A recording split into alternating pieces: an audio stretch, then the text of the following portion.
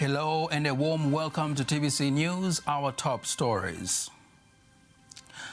Agriculture remains economic imperative.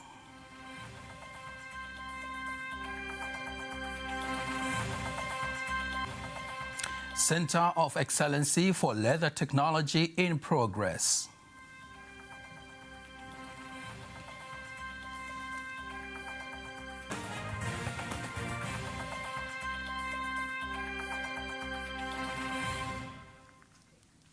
Good evening, I am Nasa Kingo. Just a reminder, you can also follow us live via our YouTube channel, TVC Online, and also get all the latest news through our Instagram, Facebook, and Twitter pages, all at TVC Online.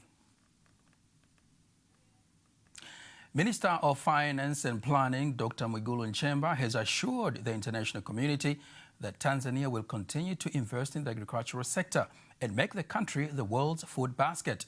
Dr. Nchemba was participating in a high-level discussion involving African leaders on food and agriculture organized by the Alliance for Green Revolution in Africa, AGRA, in Washington, D.C. Lulua Mohammed has more details. Dr. Mwigulu Nchemba says the government has increased the agriculture budget from an average of 250 billion shillings to 900 billion shillings for the 2023-2024 budget. The budget has been increased to attain the government's goals to make the sector more productive. In the next budget, we expect the agricultural budget to be more than 1 trillion, and it will continue to increase so that the agricultural budget can be a priority budget. Just like the budget of other sectors exceed other budgets because the agricultural sector creates employment for many people, the food capital of Tanzania and the world as a whole, but also in ensuring that we increase the income from agriculture, which helps us in other criteria to grow economically and eliminate poverty for Tanzanians.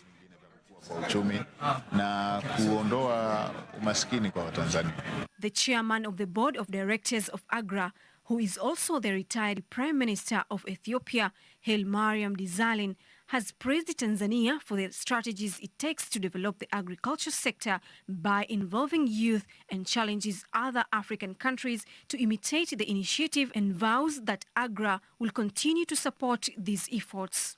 And I think Tanzania, we are looking for you to be a model in terms of changing the mindset of young people. Not just by, I know Tanzania is not just going for advocacy, but they have a right program to bring the youth into agriculture. On her part, the head of the Administration Department of the United States International Development Agency, Isabel Coleman, says that her institute embarks to invest money in various countries in the world for the agriculture and food security efforts because the agenda of sustainable and reliable agriculture is important for the well-being of the people. In 2009, USAID set up Feed the Future. It's a whole U.S. government approach. And the U.S. government has invested really billions and billions of dollars since then in improving food security around the world. We know at USAID, because we're very much on the front lines of responding to crisis and pandemics and the chaos and famine, we know that there's no amount of humanitarian assistance that can. During the discussion, African countries were urged to show political will by ensuring that agriculture is prioritized in their national plans by investing in irrigation infrastructure from the current 10% to 50% by 2030, improve research and reliable markets to increase export from $750 million to $2 billion per year to develop the economy and people's lives in general. Good news there for the Tanzanian agricultural sector. The project to build a center of excellency for leather technology in the country, which is being implemented in Mwanza region by the government in collaboration with the World Bank at a cost of more than 26 billion shillings, has reached 20%. Deputy Executive Secretary of Inter-University Council of East Africa, Professor Idris Ahmad Rai, has inspected the progress of the project and asked the contractor to work day and night to ensure the project is completed by October this year. Here is a report by Moses Matthew, read by Apasia Ringo. It is the excellence in leather technology in the country, which is being implemented in Mwanza region, which involves constructions of administrative buildings, 2 dormitories, classes, and a workshop for processing leather products has reached 20%. He seems to be behind in some buildings, although in his implementation for other buildings, like the hostel, he is within his work plan. So the expectation we have is that this project should end in September and the second phase should end in October. The implementation of the project is funded by the World Bank through its East Strip project, which aims to improve the infrastructure as well as strengthen the productivity of leather profession in East African countries. We expect that after completion, the college will increase the capacity of enrollment to students from 200 per year to 2,000, and that will include long courses as well as short courses. This will be a great achievement for the government. The first phase of the project, which is being implemented at the Dar es Salaam Institute of Technology, DIT, Mwanza campus, will cost 19.6 billion Tanzanian shillings, while the second phase will cost 7.15 billion Tanzanian shillings. For a long time, the leather industry did not get enough inspiration because of many people have been lacking training and professionalism that will enable to increase the value of leather. So we strongly believe that with the completion of this project, the whole issue of leather industries will continue to be established from the lower family levels to the national level. The leather processing factories will grow, and factories that will be able to make leather products.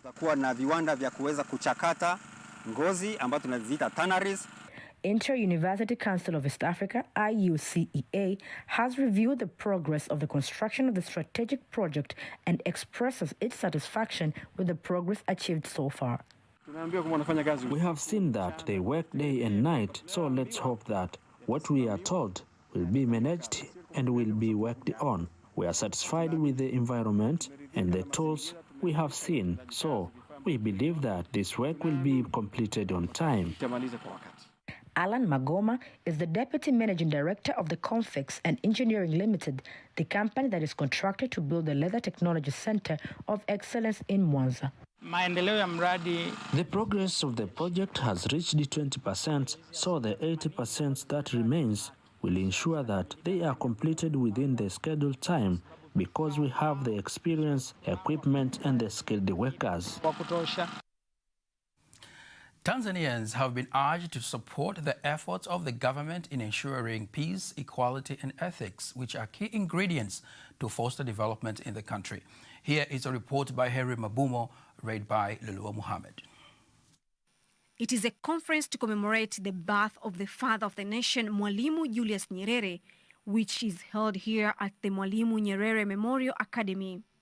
Various leaders, including ambassadors and students, are participating, where the guest of honor, Deputy Permanent Secretary, Ministry of Education, Science and Technology, Dr. Franklin Rizimula, explains the challenges facing the nation.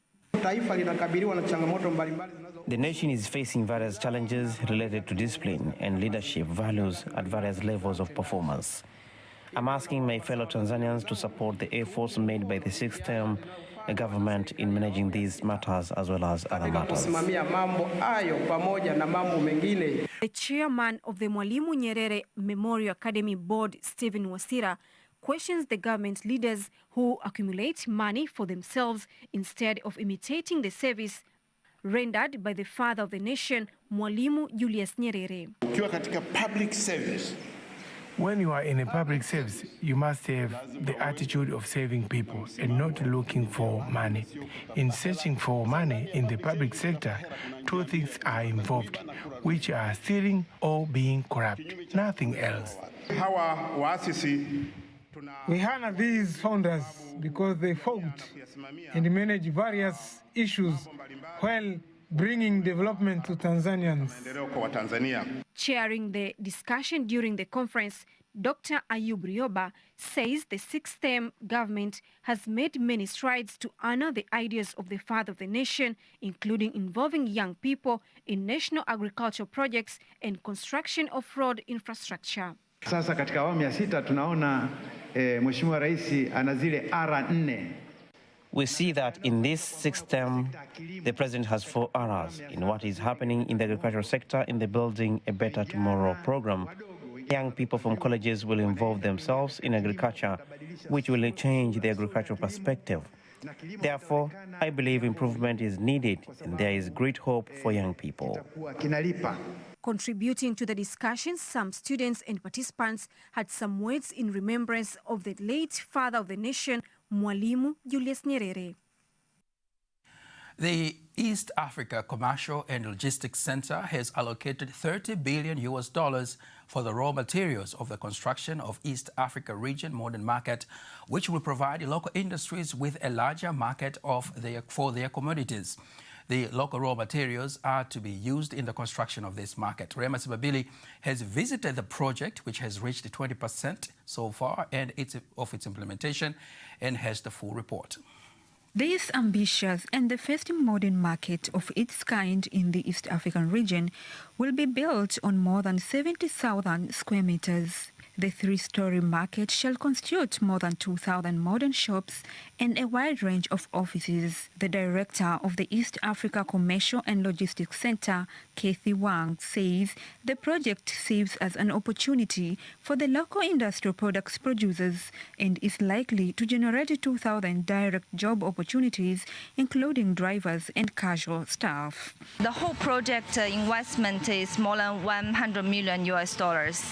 Yeah, and this construction part, the totally around the $30 million is going to be used for the wooden mold.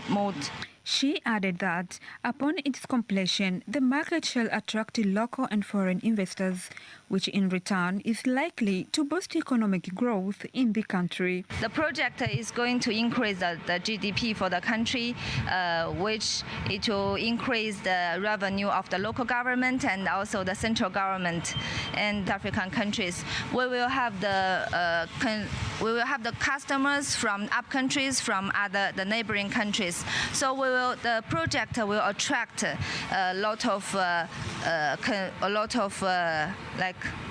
wholesalers, a lot of business people from the neighboring countries. Then in the future, this one will be the trading hub, and also it will attract more investors. It will foster the industrialization. Currently, the project is at its initial stage of its implementation and is expected to be completed in June 2024 with a total budget of $100 million. Reporting from Dar es Salaam, Rahima Sibabili, TBC News. Now we move to banking sector. Maendeleo Bank PLC Head of Business Development Emmanuel Mwaya says the bank has made history to be a profitable bank for 8 years consecutively since its second year of operation in 2015. This is according to the audited financial statements for the year 2022. He was addressing journalists in Dar es Salaam as part of the corporate responsibility to the public.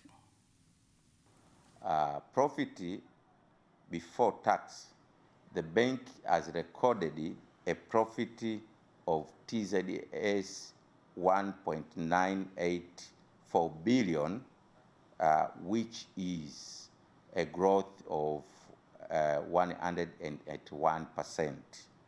And profit after tax, the bank has recorded Tanzanian shillings 1.415 which is 15 billion, which is 141% yearly growth. Chairman of the Tanzania Editors Forum, Deodatus Balile, urges media to educate the public on the effects of counterfeit products to the economy and the society in general. He made the remarks during a training to media editors organized by the Fair Competition Commission, FCC, in Dar es Salaam through the Tanzania Editors Forum, TEF. Haithan Gaga has more details. Counterfeiting hinders innovation in various industries. The sale of counterfeit products hampers the sale of genuine products and in turn discourages innovators.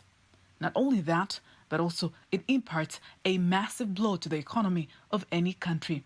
That is why The Fair Competition Commission, FCC, has gathered news editors through the Tanzania Editors Forum, TEF, to train them on the best media practices or spreading awareness about counterfeiting. We have three main duties. The first one is to promote and promote competition in the economy. We're also dealing with protection of consumers against various illicit or illegal conducts by the business people. And also we are engaged in combating counterfeit goods, not to enter into our country, not to be produced within the country, or not to pass through Tanzania in transit to other countries. On their side, the news editors expressed their satisfaction with the training and vowed to execute all they have gathered from the training. The role of the media is to educate the general public. First, they have to learn themselves, get educated themselves, get to know what it takes to have counterfeit products in the market and what's the cost of counterfeit products in the market. So we have to educate the general public to stand for the right products that they pay for and retain the value which they expected from buying that product which they thought it was genuine at the time of buying. So our role is to get to understand how the Commission operates, so that when we do our jobs, we are doing it in a more informed position. As editors, we used to stay in the newsrooms. So going out, meeting the source, it will help us to simplify our work, but not only that, to have the connection, to make contact with the FCC, so that if the journalist or a reporter bring a news from FCC or any source, it is easier for editor to know the story or to refer of what he knows or she knows. Reporting from Dar es Salaam, Faiba Ngaga, TBC News. In order to lessen the effects of climate change that could be brought by degradation of marine resources, port management authorities in the Indian Ocean region have been urged to build ports based on the UN Sustainable Development Goals. This was stated in Dar es Salaam during an environmental stakeholders meeting, which included representatives from about 9 nations in the Indian Ocean region to discuss how to expand ports while protecting marine resources as stipulated by the Nairobi Convention. Are going through the expansion, and through the expansion there is need to consider conservation of the environment, conservation of the mangroves, if I can be particular. And it is not much of a challenge, it is an advantage actually, because it is something that will be of benefit to both the ports and to both the environment when it is put towards sustainable development. On her part, the Nairobi Convention liaison officer from the Office of the Vice President for Union and Environment, Magdalena Gerald, says the country recognizes and takes into account the sustainable development of the sea through policies and regulations. Naona kwa Tanzania ni fursa kubwa. For Tanzania, this is a great opportunity to have a chance to know how we can develop our ports while focusing on the conservation of environment and resources in the sea are taken care of for sustainable development of our resources. Right now, the policies of many countries are reaping through the blue economy. Without taking care of the environment, we cannot reach that economy in Tanzania. We have a large seabelt, and also we have lakes, rivers, and ponds. All of them have living organisms. That's why we need to conserve the environment for the next generation. Farmers have been advised to use quality seeds and good preservation methods in order to reduce the contamination of aflatoxin in grains. Here is a report by Good Hope Amani, read by Apasia Ringo. Aflatoxin is a poison produced by the green mold fungus. The fungus affects many crops, but the most commonly are maize and peanuts. Dr. George Mahuku, a senior plant pathologist from the International Institute of Tropical Agriculture, IITA, says farmers must be vigilant during planting to avoid contamination. Aflatoxin contamination starts in the field because the fungus resides in the soil. So we needed to make sure that while the crop is in the field, it is protected or minimized from aflatoxin contamination. So you needed to use, good and improved crop varieties, make sure that your grains are not damaged by insects. The consumption of high aflatoxin-contaminated food can lead to health problems such as poor immune system, stunting growth in children, low weight at birth, and liver cancer. When aflatoxin is consumed for a long time, it affects the ability of liver cells to regenerate and repair. So those cells start to develop cancer features. It takes a long time. Studies done in Africa show around 40% of liver cancer is caused by aflatoxin. Mr. Isaac Keto and Eliamani Singo are maize farmers from Handeni district in Tanga region. I have never heard about aflatoxin in my whole journey as a farmer. I haven't seen it, maybe because of how I handle my crops. I make sure during harvesting time, crops are very dry.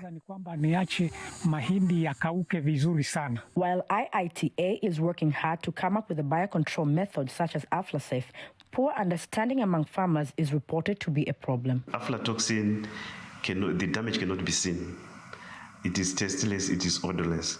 So we are fighting an invisible enemy. So to convince the farmers to take up these control measures of a problem that they don't see is a major challenge. Tanzanian government has come up with an initiative of preventing aflatoxin contamination, which aims at minimizing aflatoxin occurrence in the food consumed to improve health and nutrition. But what should small-scale farmers do? Most of the farmers, we have more than 70, almost 80% of our farmers are smallholder farmers living in the field.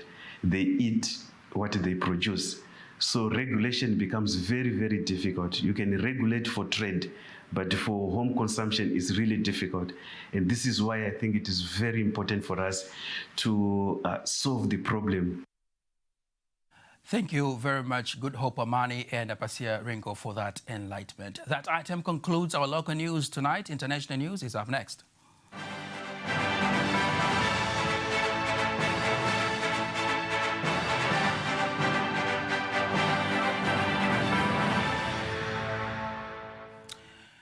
And now here is international news compiled by Dorothy Mari, read by Lulwa Muhammad.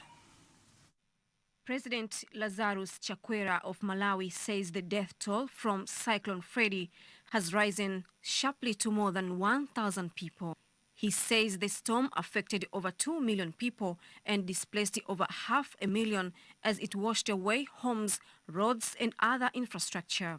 Cyclone Freddy left a trail of destruction in its wake after ripping through Malawi, Mozambique and Madagascar first in late February before circling back in March this year. Ghana has become the first country in the world to approve a new malaria vaccine from Oxford University, with children under the age of 3 years old in line to benefit. The mosquito-borne disease kills more than 600,000 people each year, and scientists have been trying for years to develop vaccines. It is unclear when the Oxford vaccine will be rolled out in Ghana, as the World Health Organization (WHO) is still assessing the vaccine's safety and effectiveness. Nigerian Information Minister Lai Mohammed says President-elect Bola Tinubu will be sworn in on 29 May despite court cases challenging his victory. He says there was no basis for the constitution of an interim government, saying the opposition political parties have the right to challenge the presidential election in court. Justice and Correctional Services Minister in South Africa, Ronald Lamola, has thanked the Tanzanian government for assisting to return fugitives Thabo Bester and his girlfriend, Dr. Nandipa Magudumana, to South Africa. Lamola says the high-level delegation sent on the 9th of April has successfully completed the deportation of the fugitive and they have been returned to South Africa. Dr. Magudumana and co-accused Teboho Difolo have been remanded in custody to reappear again in court on the next Monday for bail information. Magudumana appeared in court to be formally charged after arriving back in South Africa with her fugitive boyfriend Thabo Bester after their arrest in Tanzania on Friday. Magudumana is facing a string of charges, including aiding and abetting murder, violation of bodies, as well as fraud. That was international news. Sports news is up next.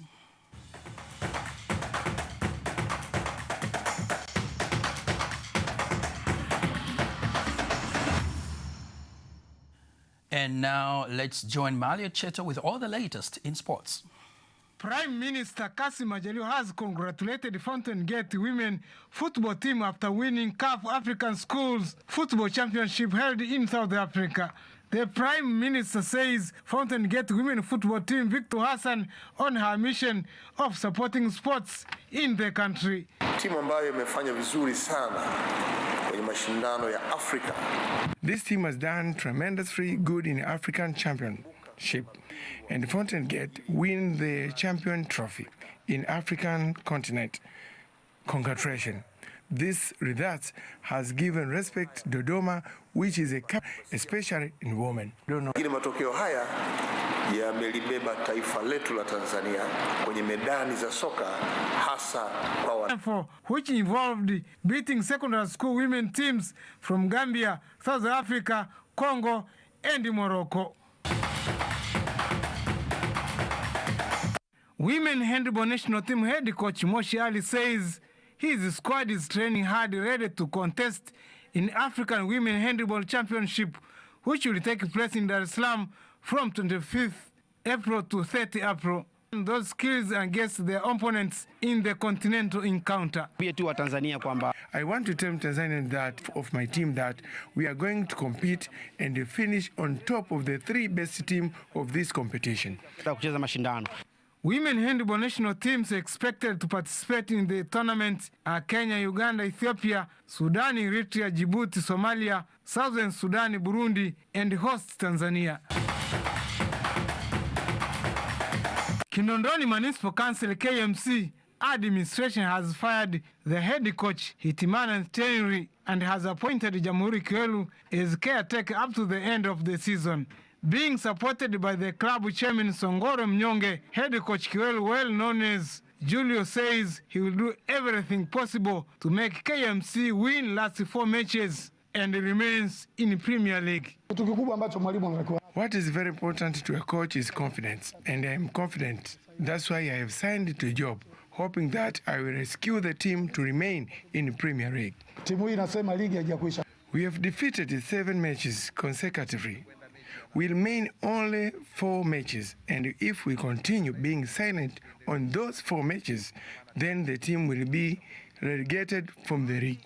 KMC is in 3rd place from the bottom of the NBC Premier League standings with 26 points after 26 matches, while Police Tanzania sit on the bottom of the log with 19 points after playing 26 matches. Malia Cheto, TBC News. And that marks the end of the news bulletin for tonight. Thank you very much for watching. On behalf of the whole team, I am Nasa Kingo. Have a lovely night.